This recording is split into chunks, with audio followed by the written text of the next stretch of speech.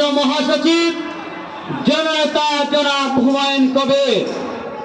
প্রিয় চলেকের বাজারবাসী, আজকে বাংলাদেশ জাতীয়তাবাদী দল বিএনপি ও বাংলাদেশ জমিয়তে উলামা ইসলামের জোট মনোনীত পদপ্রার্থী আল্লামা উবাইদুল্লাহ ফারুক সাহেবের নির্বাচনী পথসভার সম্মানিত সভাপতি ও আমার প্রাণপ্রিয় চলকের বাজারবাসী, আমরা দীর্ঘদিন পরে এবার নিজের ভোট 12 তারিখে দিয়ে প্রমাণ করতে চাই যে বাংলাদেশে আমরা কানাইঘাট দক্ষিণ উন্নয়ন থেকে অনেক বঞ্চিত রয়েছি।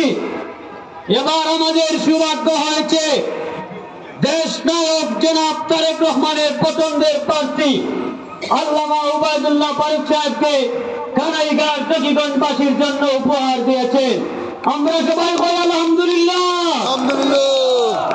প্রিয় চলেকার বাজারবাসী, আমি আপনাদেরকে সংক্ষিপ্ত 2-4টি কথা বলে আমি আমার বক্তব্য ওখানে শেষ করব।